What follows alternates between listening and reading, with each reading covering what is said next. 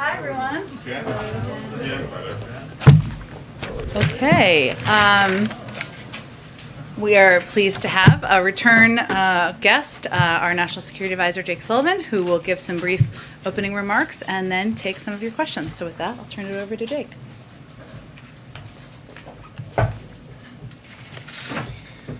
Thanks, Jen. Good afternoon, everyone. I'll make some comments, and then, as Jen said, I'm happy to take your questions. I want to start once again by saluting our troops and civilians at the Kabul airport. Kabul fell just over a week ago. Within 48 hours, they had secured the airfield. They had safely and effectively drawn down our embassy compound and retrograded our embassy personnel. They have now facilitated the evacuation of more than 37,000 people out of the country since August 14th. American citizens, third country nationals, our Afghan allies, and Afghans at risk of persecution or worse. In the last 24 hours alone, 28 U.S. military flights have evacuated approximately 10,400 people from Kabul. In addition, 61 coalition aircraft have evacuated approximately 5,900 additional people. That is more than 16,000 people in 24 hours, and the flights are continuing hour by hour as we speak. We have established a network of transit centers in multiple countries in the Gulf and Europe, where we are getting U.S. citizens on flights home, and we are running biometric and biographic background checks on Afghan evacuees before bringing them to the United States or having them relocated to a third country. All told, 26 countries on 4 continents are contributing to this effort, one of the largest airlifts in history, a massive military, diplomatic, security, humanitarian undertaking, a testament to the power and purpose of the United States and our allies. I want to provide an update on American citizens. We've helped thousands of Americans leave Kabul already. We've contacted Americans still in Afghanistan by email, by phone, by text, to give them specific instructions. We have developed a method to safely and efficiently transfer groups of American citizens onto the airfield. For operational reasons, I'm not going to go into further detail on this. Many people have asked reasonably why we cannot provide a precise number of American citizens still in country. Let me explain. When Americans have come to Afghanistan over the years, we ask them to register with the embassy. Many have left without deregistering. Others never register at all. That is their right, of course, and it's our responsibility to find them, which we are now doing hour by hour. In the days remaining, we believe we have the wherewithal to get out the American citizens who want to leave Kabul. This operation is complex. It is dangerous. It is fraught with challenges, operational, logistical, human. And it's produced searing images of pain and desperation. But no operation like this, no evacuation from a capital that has fallen in a civil war, could unfold without those images. The question is, are we on track to fulfill our objectives of this operation, to bring out our people, so many of those Afghans who helped us, and so many of those Afghans at risk? And we believe we are. As we conduct these operations, we are sustaining the highest level of vigilance for an attack against the airport by ISIS-K or another terrorist group. Our commanders on the ground have taken every step they can to prepare for such an attack. Our president has authorized every capability that those commanders have asked for to protect the airfield against such an attack. We remain in close touch with allies and partners to coordinate the evacuation of their own citizens and their priority personnel, as well as to respond to the ongoing political and security situation in Afghanistan. The President has spoken twice now with the British Prime Minister. He has spoken with the German Chancellor, the French President, the Spanish President, the Italian Prime Minister, the Emir of Qatar, and the Crown Prince of the UAE. Tomorrow, he will participate in a G7 leaders meeting on Afghanistan to ensure the world's leading democracies are aligned and united on the way forward. We are working with partners to address the acute humanitarian needs of the Afghan people. And we will remain persistently vigilant against the terrorism threat in Afghanistan and in multiple other theaters. We have proven in other places that we can suppress terrorism without a permanent military presence on the ground, and we will do the same in Afghanistan. Finally, we are deeply moved by the outpouring of support from so many Americans, so many of them veterans, to help the Afghan evacuees, those Afghans at risk, our Afghan allies, settle here in the United States. This is the best of the American spirit, and we look forward to working with them in the days, weeks, and months ahead. And with that, I would be happy to take your questions. Thanks, Jake. A Taliban spokesman has said that it would be a red line for the U.S. to keep troops in Afghanistan past its own August 31st deadline. Are you engaged in talks with the Taliban over extending that deadline, and how are those talks going? We are in talks with the Taliban on a daily basis through both political and security channels. I'm not going to get into the details of those discussions here to protect those discussions, which are covering a wide range of issues. We are also consulting closely with our allies and partners on the issue of the evacuation and its progress. In fact, the President just got off the phone with the British Prime Minister a short time ago. We are taking this day by day. We believe we are making enormous progress. And taking a step back, a week ago, I don't think almost anyone in this briefing room would have thought we'd be standing here today with 37,000 people already evacuated from the country. We believe we're making progress. We're going to keep making progress, and the President will ultimately make his decision about the precise shape and scope of the operation. And has the President decided whether he is going to need more time beyond August 31st to get all U.S. personnel and Afghan people out of the country? As I said, the President believes we are making substantial progress. Dozens of flights, thousands, now tens of thousands of people evacuated from the country. We believe today will be an efficient and effective day, and tomorrow and the next day as well. And as I said, he is taking this day by day and will make his determinations as we go. Yes. Just to follow up, does the administration think that they need Taliban agreement to extend beyond August 31st? As I said, we are engaging with the Taliban, consulting with the Taliban on every aspect of what's happening in Kabul right now, on what's happening at the airport, on how we need to ensure that there is facilitated passage to the airport for American citizens, SIVs, third country nationals, and so forth. We'll continue those conversations with them. Ultimately, it will be the President's decision how this proceeds, no one else's. And just, Jake, Yes. Okay, you said we have the wherewithal to get Americans out, but you didn't, forgive me if I didn't get the quote right in your statement, but you didn't say that we have the ability to get them out. You didn't set a time frame by August 31st. So, Is that- as I've said before, as the President has said before, we believe that we have time between now and the 31st to get out any American who wants to get out. Yes. Yes, I wanted to ask, you said that, you have said multiple times, and the President has said that you could not leave Afghanistan without these chaotic scenes. No matter when you left, that would happen. I guess my question is, why did the administration prepare the American public and say to the American public, there are going to be very chaotic scenes. You are going to see, it's going to be rough. There's going to be a rough couple of weeks before this happened. Instead, you have the President saying, don't worry, we're not going to be, evacuating ambassadors or diplomats from the roof of the embassy. Don't worry about that. Why, if you knew that there would be chaos, did the administration not prepare the American public for the chaos? So first, I'm glad you asked this question, and I want to take a step back and address the nature of an evacuation in a circumstance like this, and then I'll come to your specific point on messaging. Whether Kabul fell in August or September or December or next August, the fact is, whenever it fell, there were going to be American citizens in Kabul who needed to be evacuated. There were going to be third country nationals in Kabul who were going to be have to be evacuated.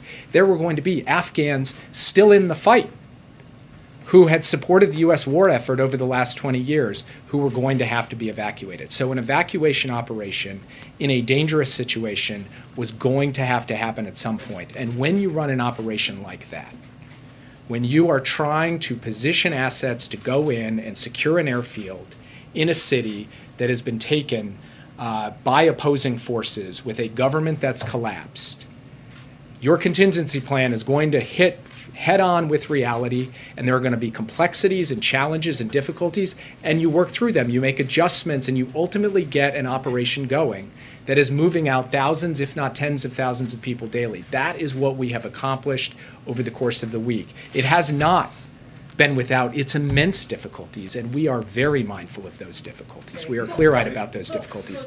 But that is how we have watched the last week unfold. Why the president didn't walk out and say, let me explain to you exactly what is going to unfold in Afghanistan. All along, the president has been clear that the United States was not going to enter a third decade of American military deployment in the middle of another country's civil war. And in his speech in April, and in his speech in July, and in comments he has made since then, he has been clear that that could mean difficult times in Afghanistan. We have been clear-eyed about this from the start. But what we were not prepared to do, what the president was not prepared to do, was to say that for that reason, we need to keep American men and women fighting and dying in this civil war. Yes. Yes, Jake. Whether it's August 31st or shortly thereafter, it's clear that all of the eligible Afghans who work for U.S. forces and the U.S. government are not going to be able to get out. For those watching, what do you say to them? What advice do you give? Should they try to get to a third country on their own? Should they wait for some diplomatic solution? So first, we're in touch with the Afghans at risk, eligible for special immigrant visas and other categories of support from the U.S. government. We are trying to get as many of them to the airport as quickly as possible to get them on flights home. And as I said yesterday in comments on the Sunday shows, we will continue to get Afghans at risk out of the country even after U.S. military forces have left. Yes. Thank you, sir. The president has criticized his predecessor. He's criticized the Afghan army, the Afghan government for all of their failures. One group that he hasn't seemed to criticize at length, though, is the Taliban. Why is that? And then also, why does the president continue to say that the Taliban is facing an existential question about how they'll be viewed on the world stage? I mean, they're going door to door, going after the families of these translators.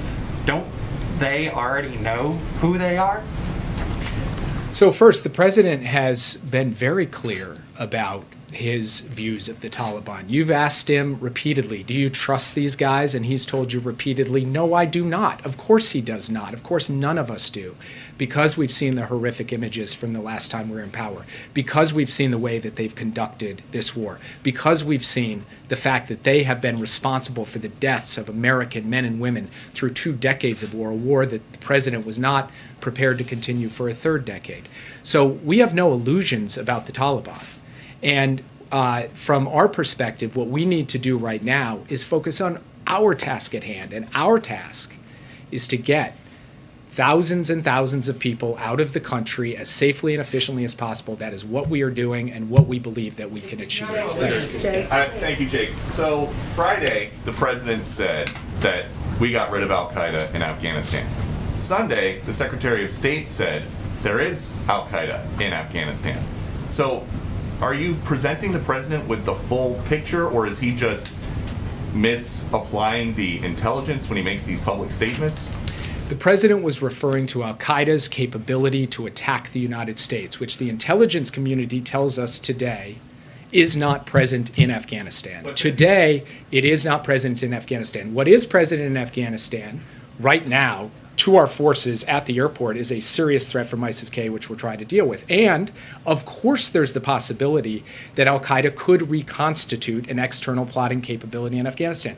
That's why you've heard from the president repeatedly about the need for an over-the-horizon capability that will allow the United States, working with partners, to continue to suppress the terrorism threat in Afghanistan from al-Qaeda or ISIS-K or anyone else, just as we work to suppress the terrorism threat from al-Qaeda and ISIS in Yemen, in Syria, in Somalia, in the Islamic Maghreb, in many other countries. And let me just finish by saying the president has been clear that from his perspective, American counterterrorism capabilities have evolved to the point where we can suppress that terrorism threat without keeping thousands or tens of thousands of troops on the ground in a country. We have proven that out in other countries, and that isn't exactly what we intend to do in Afghanistan. And the president has spoken about the terrorism issue in Afghanistan repeatedly on multiple occasions. Yes. Does the administration regret not moving quicker to evacuate more Afghan civilians who work in the United States?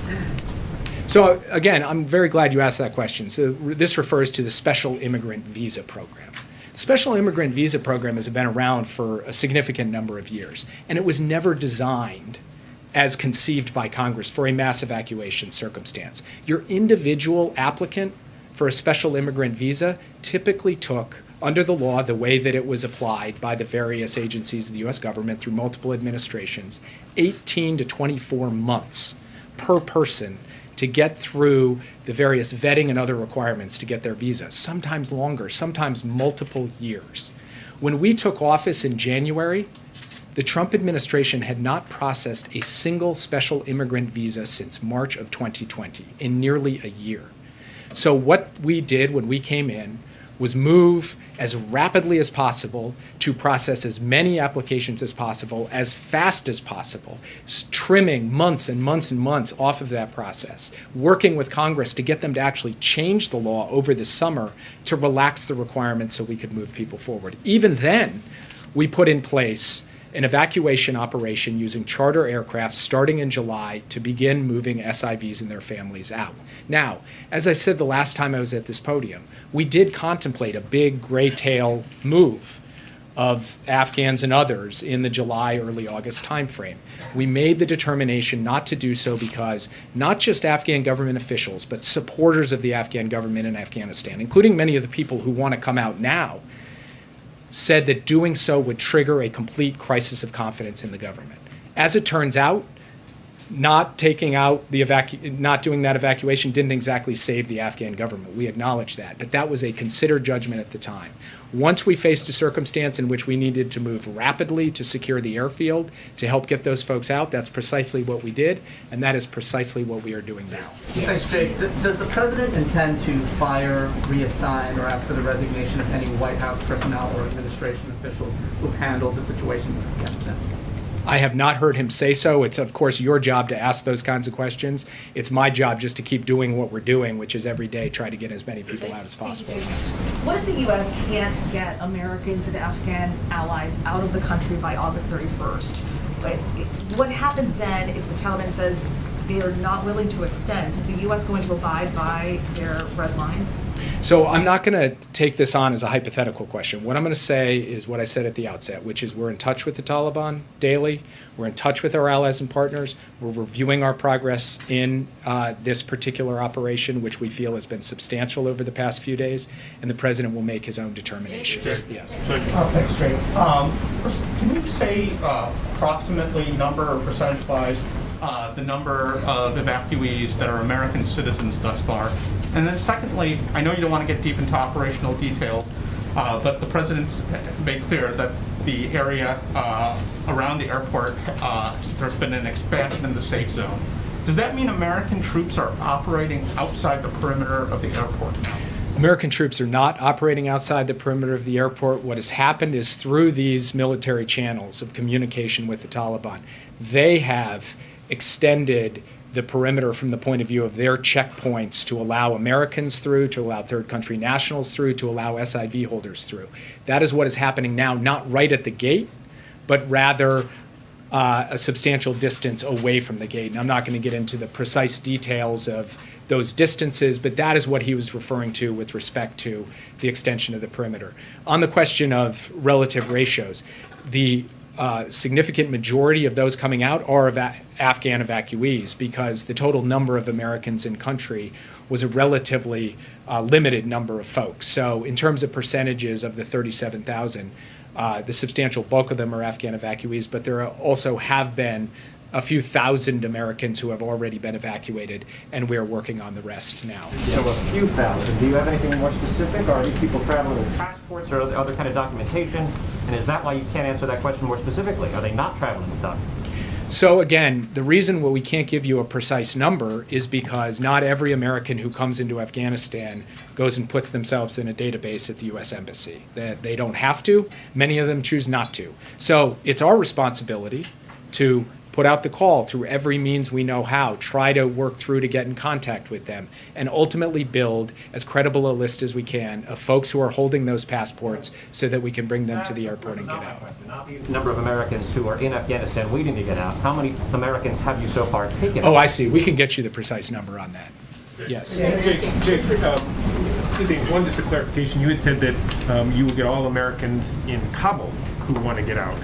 Did you mean Kabul or did you mean the entire country? And second, one of the things that you all bragged about over the weekend was the rapidity with which you guys negotiated over the last several days with third countries the ability to bring flights in to expand the number of places throughout Europe and the Middle East.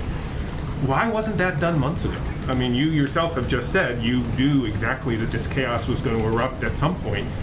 Why would there be the need to negotiate on the fly with these countries if couldn't that have been done before? So I'll take your second question first. I have to tell you, I bristle at saying we bragged. Okay, I haven't bragged about anything. I'm trying to give you the straight dope from here, the good and the bad, and that means a lot to me. Secondly, it is certainly the case that we've had to add countries and try to add capacity in places. We did spend months negotiating transit centers to set up as part of our contingency planning in both the Gulf and in Europe. As it turns out, we have been able to produce a throughput that exceeded even our optimistic expectations in terms of the number of folks who could get out. So the fact is we are actually overperforming in terms of the evacuation numbers, and therefore we need a higher ceiling in terms of the number of beds and other facilities at transit centers. So we're simply adding capacity. But you can't go from a standing start. You can't go from 0 to yes in 24 hours. This is something that we have prepared, pre-positioned, engaged with allies and partners on over the course of time, so that when we pick up the phone and call, they don't say, what are you talking about? They know what we're talking about. They know that the ask has gone from a 5,000 cap to a 10,000 cap.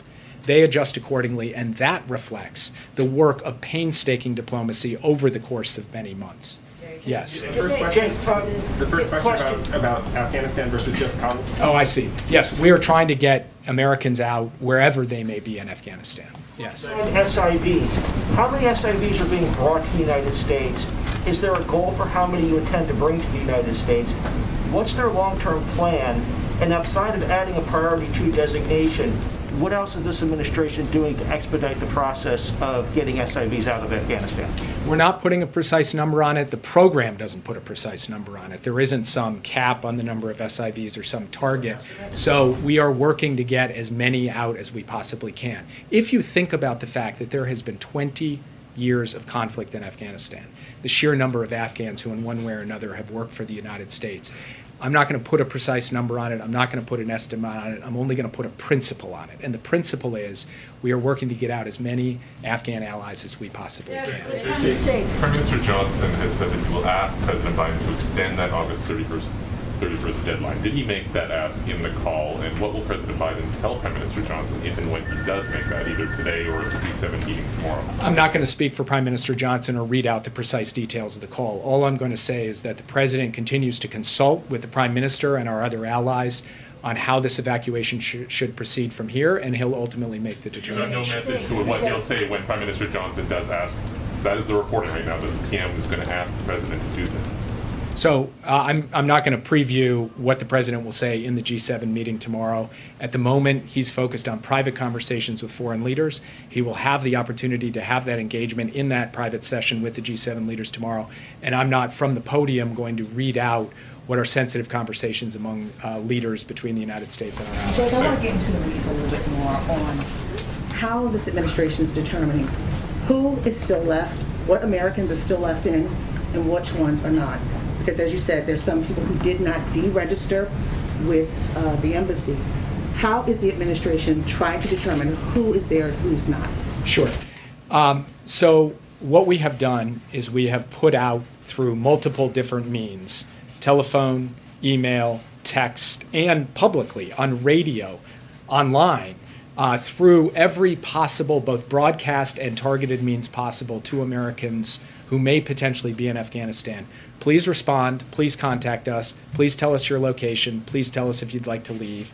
Please tell us how many there are with you. So we've gone through that process. And then we've done a series of calls through all of the folks who responded to then have a refined conversation with each of them. We have tried to take that and then match it up against a plan to, as I said before, put Americans into groups to efficiently transfer them onto the airfield. But, of course, when you're trying to ultimately determine a precise fixed number, that is a dynamic and ongoing process. It's ongoing today. It will be ongoing tomorrow. And I'm just going to take one more question. What about the ones who don't respond? Are you matching it some kind of way to make sure they're not incapacitated or captured or something like that? For those who didn't respond, are you matching it up to make sure they're not there? So we have gone through our list of everyone who we believe is in country and reached out and tried to communicate with them in every way we know how. And as far as we're concerned, there's two universes. One universe is the people who did register. We've gotten in touch with all of those people, or reached out to all of those people. The second list is folks who responded to the all call, which doesn't necessarily match that first list. That is a different group of people, some of whom never registered in the first place, and we're negotiating. We're discussing with them the best way to get them to the airport if, in fact, they want to come to the airport. Last question. Thank you so much. Two questions. One on the communication of the Taliban. Would President Biden consider himself speaking with the leaders of Taliban? And the second question, President Biden seems to be keeping the America First policy on Afghanistan. How can you say that America is back on the global stage after seeing the scenes in Afghanistan? And how do you think the world is looking at the United States right now?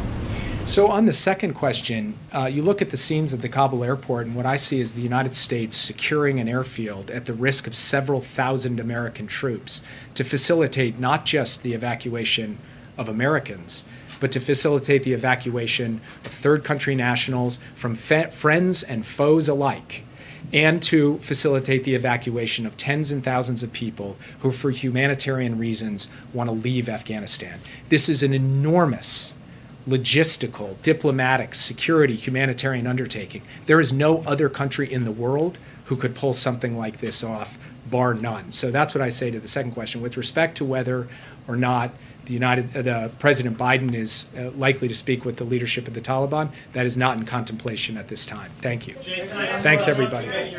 Thanks, everyone. Thanks for coming. Thank you, Jade. I'm Don, the Afghan journalist. Can I, Let me just do a topper on just another topic, and then we'll take plenty of questions. Okay. Today, a group on another topic. A group of over 70 leading economists, led by former CEA Chair Austin Goolsbee, announced in an open letter their support for both pillars of the president's economic agenda, the bipartisan infrastructure deal, and the Build Back Better plan. Their letter reinforces the case we've been making to the American people that these historic investments are vital for the strength of our economy and the financial well-being of middle-class families, writing, quote, "These once-in-a-generation opportunities will create millions of jobs, lower costs for American families, and lead to significant economic growth. Both the bipartisan infrastructure deal and Build Back Better agenda could likely ease inflationary pressures." Just one other note for all of you. Vice President Harris is currently, as you know, in Singapore. Her next step will be Vietnam. This trip is an important for the Biden-Harris administration. It's about strengthening and deepening our partnerships with Singapore, Vietnam, and Southeast Asia, because these partnerships matter to the people, prosperity, and security of the United States. I'd also note that her meetings in Singapore today resulted in several substantive deliverables across a range of key issues and reaffirmed the strong U.S. commitment to Southeast Asia and the U.S.-Singapore strategic partnership. Following their bilateral meeting, they announced agreements on COVID-19 and preparing for the next pandemic, climate change, inclusive growth and innovation, and resilient supply chains. Obviously, her trip will continue. Amr, go ahead. What is your message to the moderate House Democrats who want to vote on the bipartisan infrastructure deal before they'll vote on the $3.5 trillion budget blueprint? And why not just do the bipartisan deal first? Well, I would first say that the president has every intention of signing each of these pieces of legislation into law. And what I want to be clear with you all about is he supports Speaker Pelosi's proposed path forward to get this process done. I'd also note, and you follow this all closely, but for those of you watching at home, this is a procedural vote, important one, but there are a number of different ways forward here. And this is a debate currently, and a healthy one, an important one, within the Democratic caucus on what different parts of the president's core agenda should be passed in what order.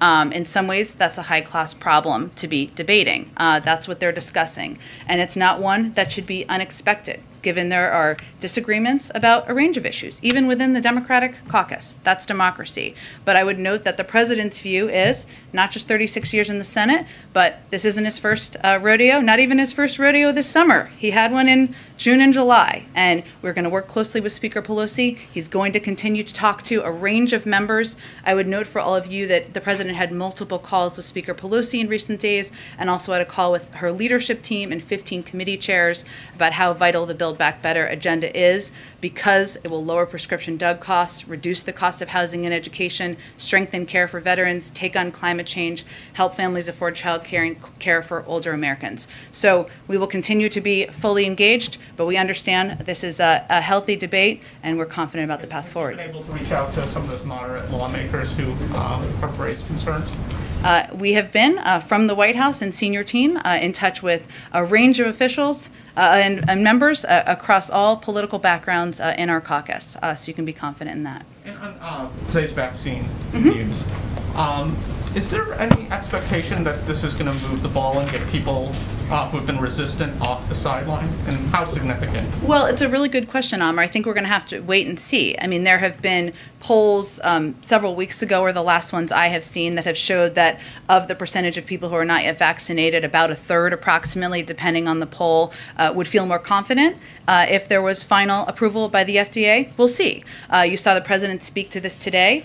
You will see him speak to this more, and you will see senior members of our team speak to this more, because we want to seize this moment and take advantage of course, this FDA independent approval to reach out to Americans who were waiting for that moment to let them know. But I don't know that we have a prediction of how many. Hopefully it will have an impact on those who have expressed concern.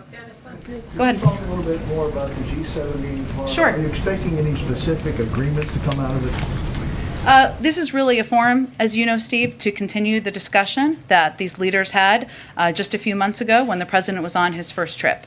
We certainly know, and many have talked about, their desire to raise questions about the timeline. That's not a surprise, and the president is happy to have that discussion. I'm not, of course, going to get ahead of our national security advisor or the president of the United States, but it's an opportunity to discuss not only our commitment to getting American citizens out and our Afghan partners who have fought alongside us and many of our allies over the last 20 years, but also to work with them to continue to get their citizens out as well. So expect the discussion will be around that, but I don't know that I'm going to predict big announcements out of it. I think they will talk about imposing sanctions on the Taliban, anything like that. Look, I don't think I have more to preview. I think there's a range of topics that G7 members could certainly raise. I know this president lightly touched on this yesterday, but right now our focus day in and day out is on the operations and evacuating and relocating as many people out of the country as we possibly can. Go ahead. Back to what's going on the Hill. As you know, this isn't the president's first rodeo. Has he considered offering something to the moderates? Is there something that he's willing to put on the table that perhaps would assuage some of their concerns, knowing how legislation and forced trading works on Capitol Hill? He certainly is familiar with that, but he also is certainly familiar with the leadership of Speaker Pelosi and her ability to get things done. And I would also note that he has been a part of this town and watched healthy disagreements about a range of issues within his own party for many decades. That's a part of the process. But our focus right now is engaging with a range of members from a high-level staff level. We're going to continue to do that, and the president will certainly engage if it is constructive in moving the ball forward. And we, again, are focused on getting this done for the American people. Just one more follow-up. You said, just want to clarify, you said that there's potentially a number of ways forward on this, but the Speaker has a way forward. You guys back that way forward, and if you're counting votes, that seems like the way forward. What are the other ways forward? Well, and I was clear, and I appreciate your question, that the president supports the speaker's proposed path forward. What I was trying to get at, and perhaps not articulately enough, is that this is a procedural vote to move the bill forward, and the president is committed to signing each into law, and he's confident in Speaker Pelosi's approach and process, and will stay closely aligned. Go ahead. Jen. We heard from the Pentagon that all evacuees arriving in the U.S. from Afghanistan are being COVID tested. Is the administration working on a plan to get them vaccinated? So that is correct. They are being tested, and we are working through offering vaccines and what that process will look like. I hope to have more of an update on that for you in the next day or two. And one more on COVID. Will the White House convince more businesses to require vaccines now that the Pfizer vaccine has been approved by the FDA? Will we require or will we push them? Will you push them to businesses and require certain businesses to, or push them to businesses? Sure. No, I just wanted to make sure I was understanding your question. We have already started doing that over the last several weeks, and I think you've seen the president speak to this. You've seen a number of senior officials be more forward-leaning, I should say, about the role the private sector can play in mandating vaccines or taking steps with their own workforces. That is always going to be decisions for them to make, but some may assess, and some private sector companies have spoken out about how final approval of the vaccine may help them take that additional step. So we are here, and we are here to be a resource as they have questions, but certainly we're hopeful this will help put in place additional measures around the country. Go ahead. Thank you, Jen. There are Taliban fighters right now carrying American weapons. They're wearing American fatigues, the full kit of gear. How is that advancing America's national security interests? Well, Peter, I think my colleague Jake Sullivan spoke to a version of this last week, but let me reiterate some of what he said.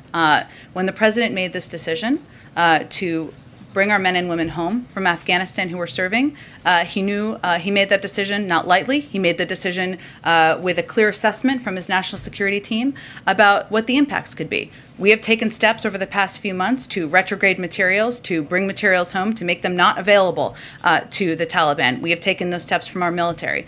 But our choices at hand, the president's choices at hand, were either to equip the Afghan National Security Forces with the materials and the equipment and the weapons they needed to fight, or not. He made the decision to equip them with the weapons to fight, and we will continue to take steps to retrograde our materials and equipment. But does the president have a sense that most of the criticism is not of leaving Afghanistan, it's the way that he has ordered it to happen by pulling the troops before getting these Americans who are now stranded?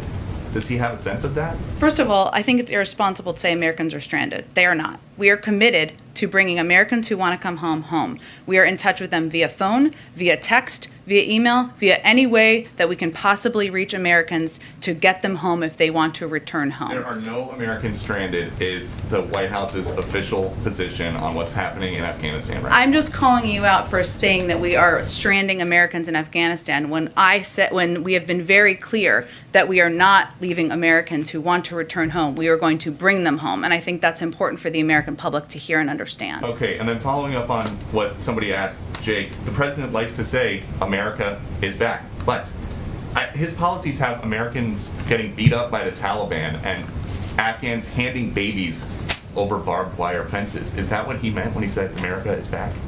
What the president meant is that we are going to continue to lead in the world, including being the leaders in evacuating not just our Afghan partners, not just American citizens, but also our allies. And we have done that by evacuating approximately 42,000 people over the last month. That is Americans leading. That is our men and women in our military leading on the ground, securing the airport after the Afghans fled and didn't secure the airport, and ensuring that we are taking care of our partners as we promised to. Go ahead. More broadly, the president was asked about the polling. I'm going to ask you about it now. Would you acknowledge this has been a particularly challenging period for the president? There have been questions about his decision-making among some Americans, reflected in some of the polls. Well, I would say that, as the president said yesterday, but let me try to answer your question again, his focus right now is on taking the steps and making the decisions that he feels are in the interests of our national security and the American people. And that may mean that there are chaotic scenes. That may mean that there are people disapproving of his decisions. He understands that and accepts that. But he also believes, if you look at the work of his team, and I know this question was asked earlier, that the test of competence and of leadership is not about how you operate on your best day. It's about how you operate when the chips are down, when things are difficult, when you need to adapt and make decisions. And that's what we've seen over the last week. That's what we've seen the men and women in the military do. That's what we've seen our national security team do.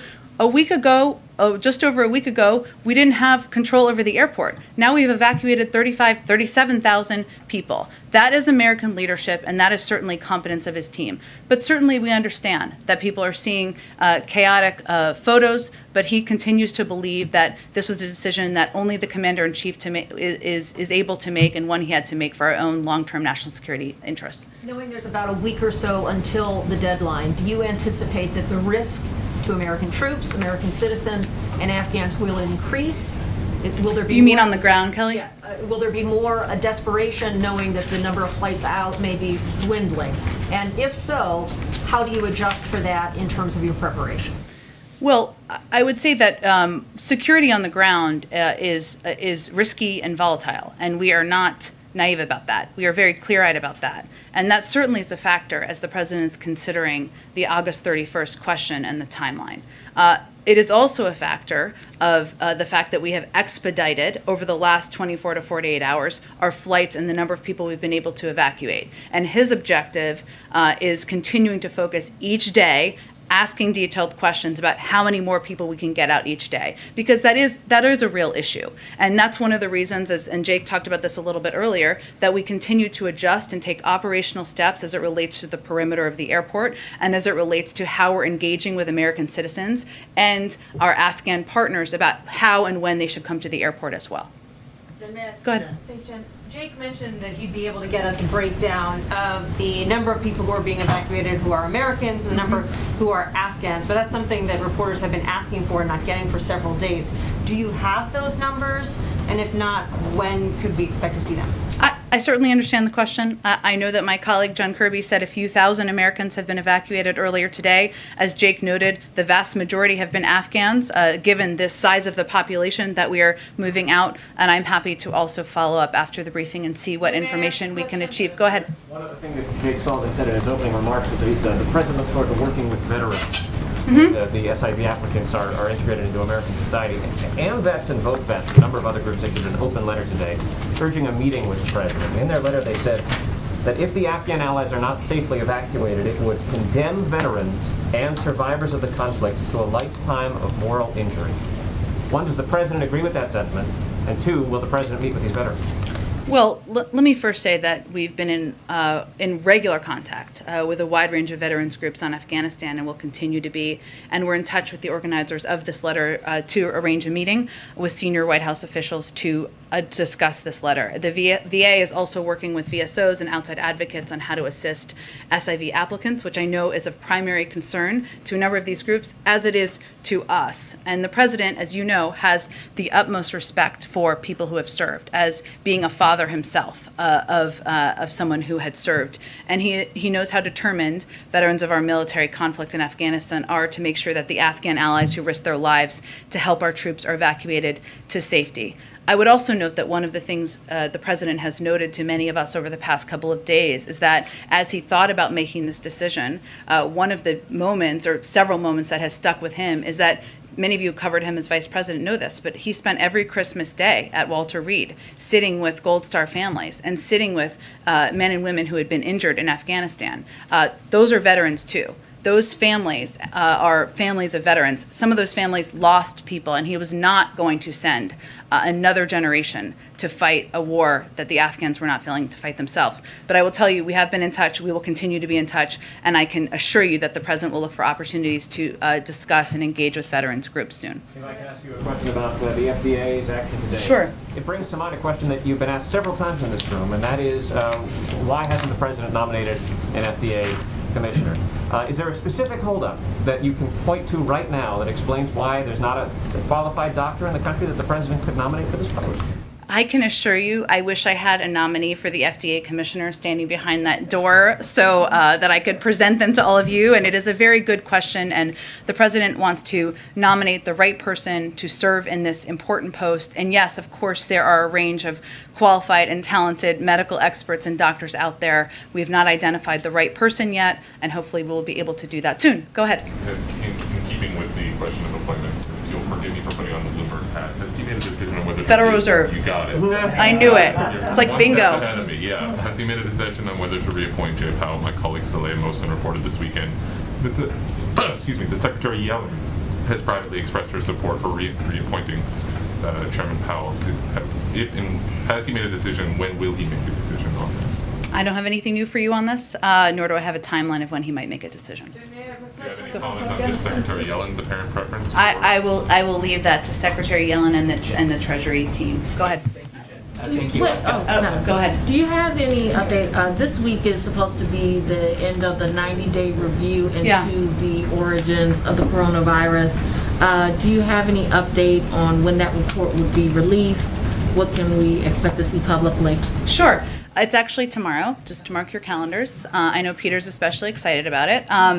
I would say that it typically takes a couple of days, if not longer, to put together an unclassified version to present publicly, and obviously the president would be briefed first on any findings. So I don't have an exact date for you, but I would expect it will be a couple to several days after tomorrow.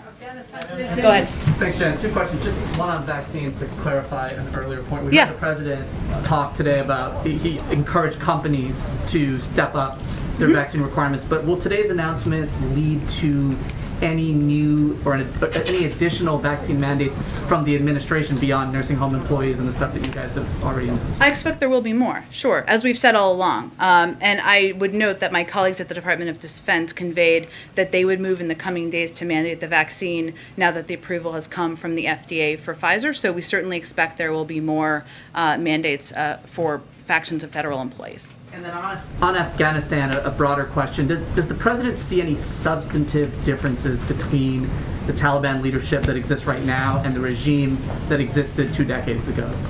I don't think we're in a position to make any assessment on that front at this point in time. I would just reiterate, this is not about trust. This is not about providing validity for anyone. Our focus right now is on working to get American citizens, our Afghan partners, working with our allies to get them out of the country. Part of that has been a discussion and ongoing discussions with the Taliban about individuals moving safely to the airport. That's what the focus of our engagement with them has been at this point. Go ahead. Yeah, Jen, thanks. Just following up on the COVID-19 origins report, is that going to be released in full, or could there be redactions following the process you were talking about on classified documents? Just talk about that, and what is the process in which the administration is going to release this? Are you going to, is it just going to come out in an email, or is there some way you're going to do this? I would expect that there would be an unclassified version, and sometimes that means declassification. I can't assess that at this point in time because tomorrow is 90 days, not last week. And then we certainly would make you all aware of what the outcome is. I don't know what format that will take at this point in time yet. It's a good question. Go ahead, Karen. To follow up on the question that was just asked, when the president said today that he's calling on companies to require the vaccine, he said, do what I did last month. To just get more specific, will he expand that federal employee vaccine requirement and actually mandate it so there's no more option of opting out and doing the testing every week and social For all federal for all employees? federal employees? I think you're looking more at agency to agency or different factions of the government at this point, but expect there will be more on that front. And then to follow up, does the administration now see this as an opportunity to refresh the public messaging campaign that you guys have been doing on vaccinations now that there's the full FDA approval? Yeah, Karen, it's a really good question. I think what we don't know how to assess is obviously there has been a percentage of people in some of your polls as well who have said, I'm waiting for the vaccine to get final approval, and it's not approved yet. We're sort of going to test that proposition and see. And we are hopeful that there are a number of those people who have said that who will now go out and get vaccinated. And certainly communicating directly with people who are not yet vaccinated is always a priority, but this is a moment to redouble our efforts to do exactly that. Go ahead. So the president said today he's going to talk more about safely reopening schools. Is there any changes to the administration's guidance that we should be expecting coming forward? When do we expect to hear from them on that?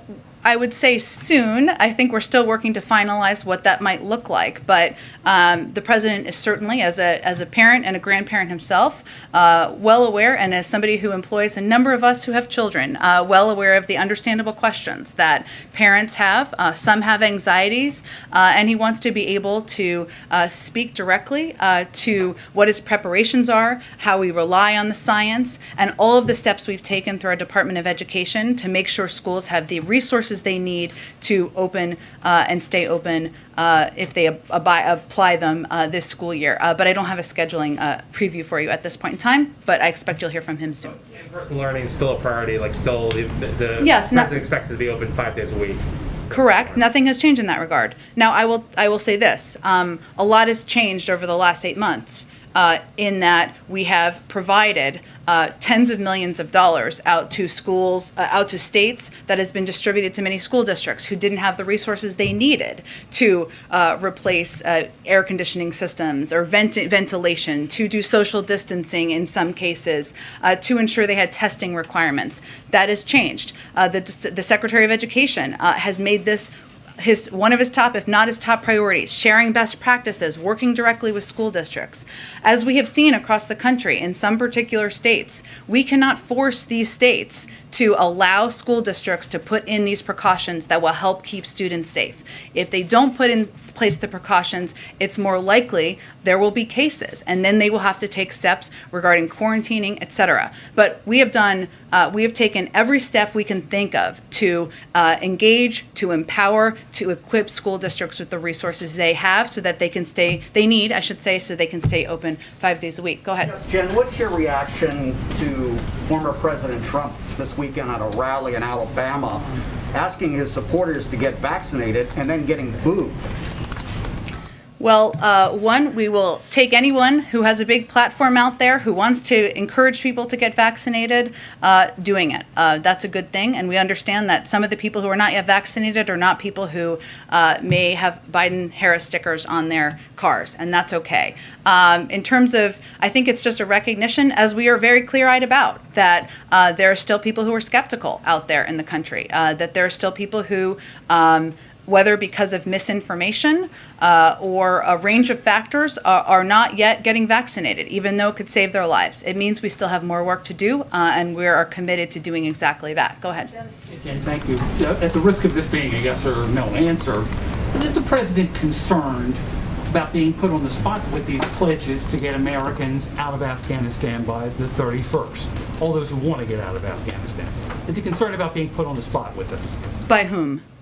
By just the general public opinion or whatever, with these pledges from him, from Jake and others. Doesn't it put the president on the spot a little bit? The president believes it's the responsibility of any president and the United States to convey to any American that if they want to come home, we're going to find a way to bring you home. And that commitment does not end on the 31st. But he is absolutely focused every single day, and I've been in a lot of these meetings, on ensuring we are expediting our processing, we are thinking creatively, we are adjusting operations as needed to get more Americans to the airport and out of Kabul. Go ahead. I'll go to you next. So let me go to Andrew, and then I'll go to you next, okay? Thanks, Jen. Jake mentioned that the U.S. would try to extract Americans who are outside of Kabul and other parts of the country. Does that apply also to Afghan SIV applicants who are also in that same situation, trapped in rural areas, and they can't make their way to Kabul because the Taliban is controlling the roads? I don't have anything operational I can preview for you on that front. I can tell you that our commitment to our Afghan partners has not wavered, and we are going to do everything we can to contact them directly, which is exactly what we're also doing, to figure out the best way for them to safely get to the airport. But I don't have anything more operationally to preview for you. Last time you briefed, you were asked about the number of SIV-approved Afghans who chose to stay in the country before the latest sort of chaos that we've seen. You said you might get back to us with an overall figure. Have you been able to dig that up? It's really a number, and I understand that your question. It's really a number the State Department has, and it is not. number out? Okay, it's not a program that we administer from here. I'm happy to follow up on that, as well as Nancy's question and Kelly's question about the numbers. The president has said it publicly. Why can't you come up with a number if you're going to say it? Again, it's a program that's administered by the State Department, and the details of that are something that's under their purview. Go ahead. Thank you, Jen. First of all, it was a nice discussion. Actually, not nice, very tragic. I'm from Afghanistan. Everybody know. I don't have anything to say. Everybody know that. Thousands of people, 14,000 people around the airport, outside the airport. No food, no shelter. I know. Every single time I get like 20, 30 phone call, contact, everybody's crying, especially women, men. I know it's difficult for the United States too. Just as a woman, as a kind woman, that Afghan people really trust you. They love you so much, and they have expectation that the United States never leave them alone. But it happened. It happened. Just what's your message? Do you have any message, positive message? Because women under a lot of emotionally bad situation like that. Just I need your message to them. First, let me say that watching these scenes is incredibly heartbreaking and tragic. And, I have been to Afghanistan a number of times, and I've met a lot of these women you're talking about. The president has been there a number of times, has met these incredibly brave and courageous women. And I will tell you that I'm sure that part of the conversation the president will have with his partners and will continue to have with the United Nations is how we can continue to provide assistance, continue to stand up for these women and their rights in Afghanistan. So I don't want them to feel they have been forgotten. They have not. And we will keep them in our hearts. And thank you for your question. Go ahead. Thank you, Jen. This is related to Kelly's question about the polls and the political fallout. Is the president concerned about the Afghan crisis causing a loss of momentum on all the other things he's been trying to do? It's a pretty unique situation to have such an enormous domestic crisis with the pandemic and a lot of people still not wanting to vaccinate. Now the Afghan thing, which is naturally sucking up all the attention and effort and energy, and his landmark piece of legislation, which is now hanging in the air. Can you just give us a little bit of an overview of the bandwidth that you have, that he has for, I'm sure he wasn't expecting to be here, right, back in the summer of freedom. Well, first, you're not elected president expecting to do easy things. You're expecting to do hard things. You don't come and work at the White House because you're expecting to have easy days. You come to work here because you're expecting to do hard things and be a part of doing hard things. And certainly that's what we're facing right now. But let me give you kind of another way to look at this. We have now vaccinated more people than ever, almost, if not ever, have been vaccinated ever in the United States in history. We are operationalizing perhaps the largest airlift, U.S. airlift in history. We are working toward getting two major pieces of legislation through Congress, through the House of Representatives, and then hopefully, then the president will look forward to signing each into law that will change millions of people's lives across this country, fundamentally address the climate crisis, and invest in industries to make us more competitive for our future. So, yes, I know we see polls. Many of your organizations have seen polls, but we also came here to do hard things, and I would say those are a couple of things that we're proud to be a part of. Go ahead. Yeah, the staff in some of these schools, and the kids even in some of these schools without mask mandates, are getting sick, some of them very sick. Secretary Cardona seemed to hint last week that the federal government could investigate districts that fail to provide a safe return to school. Does the president think there should be consequences, and is there any discussion of tools that the federal government could use? Well, thank you for your question. As a mother myself, as I know I've noted many times, but it would be incredibly scary to me as my daughter is preparing to go to kindergarten next week if there were not masks in elementary school. And I know a lot of parents in Florida, Texas, and other states around the country are confronting that. And some kids are getting sick. We have talked a bit about steps we have taken to ensure that these superintendents and school districts and teachers are kept whole financially, if there are restrictions put in place, and hopefully prompting them to take a number of the steps that schools and school districts have taken over the past couple of months. We will continue to encourage that. In terms of consequences, I don't think I have anything to preview for you on that front. Thank you, everyone. I'm so sorry I got to run. We'll see you tomorrow. Thanks, Jen.